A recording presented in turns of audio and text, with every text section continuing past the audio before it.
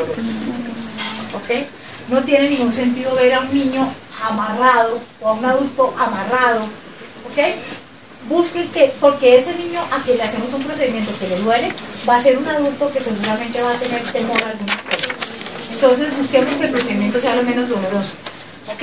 Y eso tiene que ver con toda esa parte de la respuesta emocional al dolor. Toda esa parte de... Mi hijo mayor solía tener amigdalitis con frecuencia, con mucha frecuencia. Y mocos, o sea, tenía una rinitis todo el tiempo. Yo decía que los mocos eran parte de su anatomía, porque el hombre tenía los mocos todo el tiempo. Y le dimos antihistamínicos y todas esas cosas, y ya les cuento cómo le funcionó, pero es algo que seguramente la doctora María Belén y el doctor Sergio y todos ellos van a decir, no sabemos si funciona o no funciona. Pero este hombre entonces hacía amigdalitis y entonces le poníamos penicilina. ¿Ok? Y la penicilina pues llega tan intramuscular, ¿no? La penicilina. Cuando ya pudo hablar y le pusimos la siguiente dosis de penicilina y el hombre ya podía hablar, lo que dijo claramente en su media lengua, me lele la colita. Pero porque claro, el dolor de la penicilina es terrible. Hay formas en que uno puede colocarle a los niños esta serie de inyecciones diferentes. Ahora, ¿qué pasaba con toda esa cantidad de antihistamínicos? O sea, para contarles un poquito y para que ya la cosa cambie un poco. Le dimos todos los antihistamínicos del mundo que ustedes se imaginen. Todos. Porque pues claro, médica, primer hijo, toda esa cantidad de cosas. Y un día alguien de esta facultad me recomendó que fuera una pediatra que también trabajaba con medicamentos un poco diferentes a todos los antihistamínicos de ese rollo.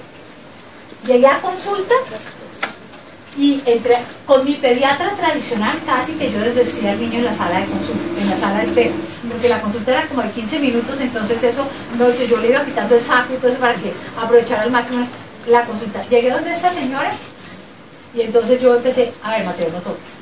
Ay, Mateo, vas a dañar lo que traes. Ay, Mateo, lo que me dijo, ¿sabe qué? O usted se comporta o la saco de la consulta. A mí, la saco, era amiga mía, la saco de la consulta. No, a mí me interesa ver cuál es el comportamiento del niño. Un niño que coge, que es un niño que está bien, es un niño activo.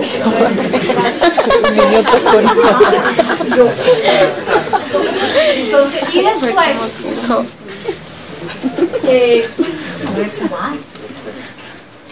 y me dio una cosa que yo decía, ¿se la doy o no se la doy? Tenía que darle 30 gotas 3 veces al día de una cosa que era como, una cosa que genera alergia, una mano. Yo, para la próxima vez me acuerdo cómo se llamaba. Sabía horroroso. A los 8 días el chino estuvo perfecto, los mocos se le quitaban, nunca volvió a tener mocos. O sea, quiero decirles que esas cosas... Entonces, hay cosas que tienen que ver con algo que nosotros no conocemos claramente, ¿ok? Pero hay una serie de... O sea, y funcionaba, según me decía, ya muy similar a las vacunas, porque son una serie de sustancias que generaban que la persona reaccionara ante una respuesta, como las respuestas que tienen los pacientes cuando se les dan microdosis del mismo alergeno y empieza a reaccionar. Pero bueno, ok. Entonces, ¿qué pasa en la médula espinal? Que es lo más importante. Miren que aquí tenemos la parte presináptica, tenemos la hendidura sináptica y la parte postsináptica, ¿ok? Y nosotros tenemos glutamato y aspartato en la parte presináptica, que va a llegar a los receptores NMDA, libera esta molécula de glutamato y hace que ingrese calcio y en esa forma asciende el estímulo doloroso. Nosotros vamos a tener todo este proceso unido a, esta es la parte excitatoria. La parte inhibitoria viene del rafemagno, etcétera, y va a activar esta neurona que es una neurona inhibitoria. Por lo tanto, en la parte del cuerno, del asta posterior de la médula espinal, tenemos todo esto que funciona como parte excitatoria, pero tenemos esta parte inhibitoria. Si nosotros estimulamos esta parte inhibitoria, vamos a bloquear este estímulo ascendente de dolor. Y esta parte inhibitoria es la que vamos a terminar haciendo con endorfinas, o sea, con los opioides y las serotoninas, estimulando la parte inhibitoria. Cuando nosotros tenemos activaciones continuas, esa neurona inhibitoria hace apoptosis y por eso todo nos duele. Son una gran cantidad de estudios que han hecho en ratitas donde hacen estímulos continuos y hacen que las neuronas inhibitorias lo ven después cuando hacen la disección, hayan hecho apoptosis, y por lo tanto esas ratitas se tocan contra la jaula, cualquier cosa, todo les duele, absolutamente todo les duele, porque nosotros tenemos esta neurona inhibitoria que está bloqueando sobre receptores opioides, receptores mu, y hace que el dolor no sea, que la respuesta dolorosa no sea tan alta. Si nosotros no tenemos esta neurona inhibitoria, si esta neurona inhibitoria hace apoptosis, vamos a tener un potencial de acción muchísimo más fuerte y vamos a tener muchísimo más dolor. ¿Ok? Entonces tenemos una vía ascendente excitatoria y una vía descendente inhibitoria que va a llegar a esa neurona, lo que llaman la interneurona inhibitoria. Y miren lo que pasa cuando tenemos, si ven este anterior, esto era lo que ocurre normalmente. Normalmente tenemos el estímulo, tenemos un potencial de acción, viene el estímulo, genera que se transmita el dolor, hay una neurona inhibitoria que disminuye un poco ese dolor y asciende hacia el tálamo. ¿Listo? Lo que ocurre entre lo que viene acá y lo que logra bloquear la neurona inhibitoria es lo que termina ascendiendo hacia el tálamo. Cuando tenemos un dolor crónico y se bloquea esa neurona inhibitoria, es lo que vamos a ver ahora.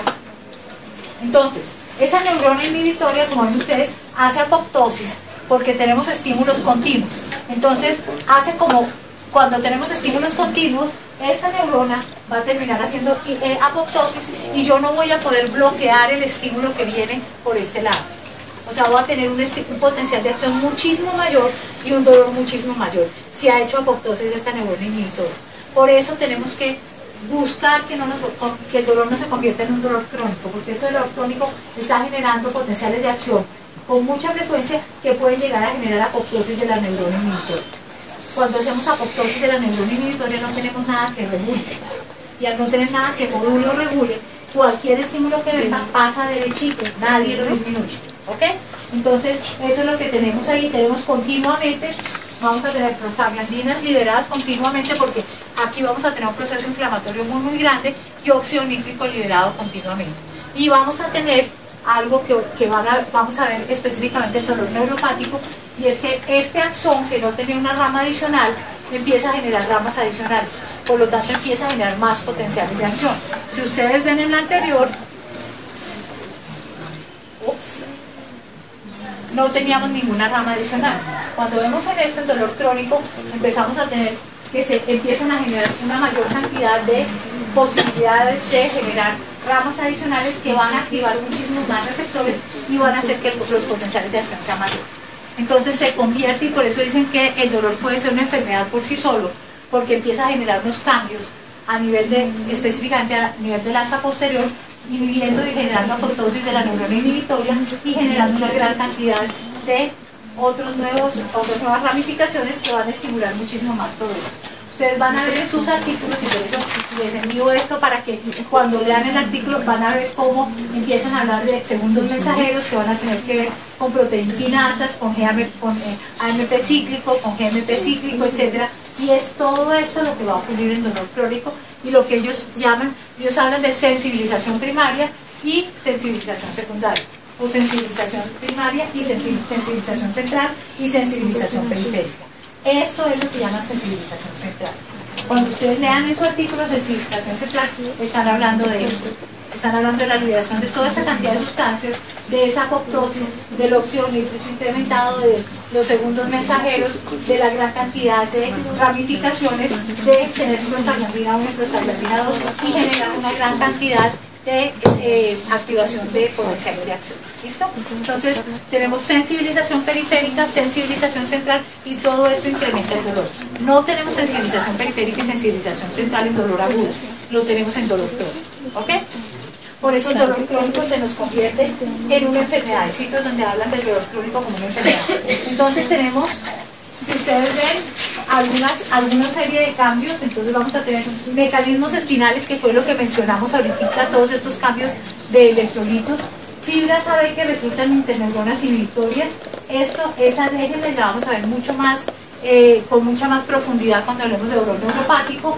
El control difuso inhibitorio, porque hay apoptosis de la interneurona inhibitoria, toda una liberación de la sustancia de periaqueductal, que es la descendente inhibitoria, toda la liberación de serotonina y unas alteraciones en los centros medios que hemos visto, en los centros superiores que hemos visto acá,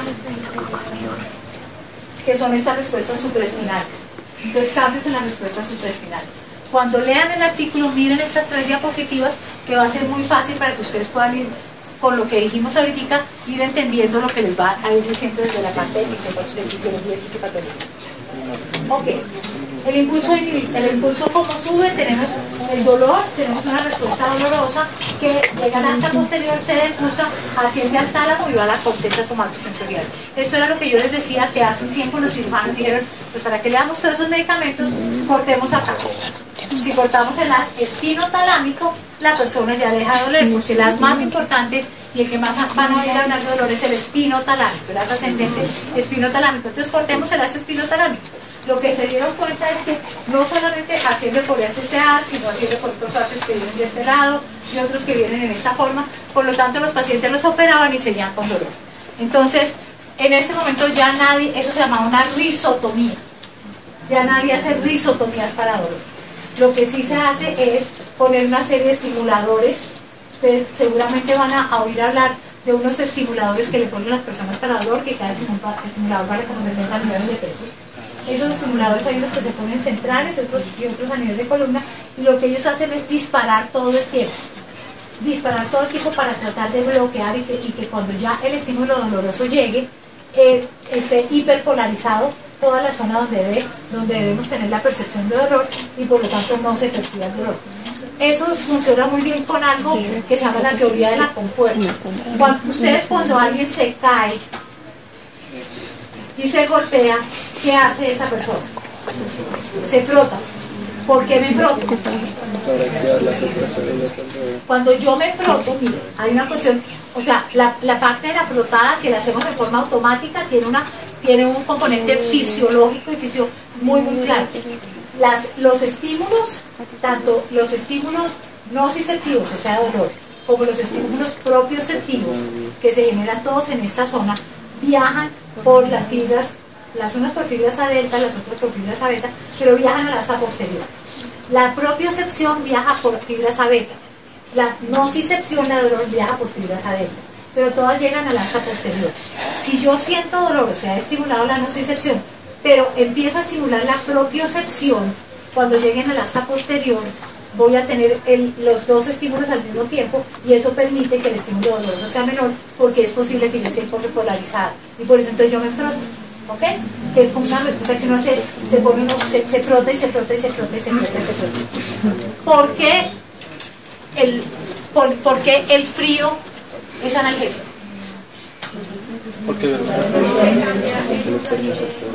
Porque el frío es analgésico. O sea, si ustedes se dan cuenta, cuando uno oye todas estas, hay una serie de películas buenísimas de esta gente que está subiendo al Everest. Hay una película del papá y 2 hijos que es cierto que son los escaladores y van subiendo, y bueno, hay una serie, entonces se las va a conseguir una, que la buscan en Netflix o donde quieran. Cuando la persona empieza a tener esas hipotermias tan severas, que empezamos a tener unas necrosis terribles, la persona deja de sentir. Al principio duele terriblemente y luego deja de sentir. O sea, la hipotermia profunda termina siendo analgésica. Al principio es dolorosa, después es analgésica. ¿Por qué?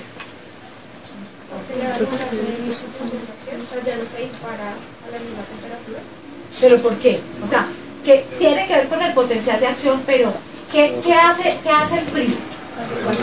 Vasoconstricción. Si hace vasoconstricción, ¿qué pasa? Porque el hielo es antiinflamatorio. Ustedes ven que, o sea, ¿por qué el hielo es antiinflamatorio? Ustedes ven que alguien se golpea y uno ensuelve hielo y disminuye la inflamación. ¿Por qué? No pueden migrar las sustancias. Claro, si yo hago vasoconstricción, todas las sustancias proinflamatorias que yo genere no van a se terminan localizando muchísimo, porque la vasoconstricción no permite que se difundan y por lo tanto los potenciales de acción no van, y por lo tanto tanto la inflamación como el dolor disminuye. El objetivo del hielo claramente es vasoconstricción, para que no haya el movimiento de las sustancias proinflamatorias o se liberen menos, ¿ok? Entonces por eso le ponemos frío a alguien cuando tiene un golpe, para disminuir la inflamación, porque hace vasoconstricción, ¿ok? Y similar a eso termina siendo lo que ocurre con el frío. ¿Ok? ¿Cómo se percibe en la corteza somatosensorial? Percibimos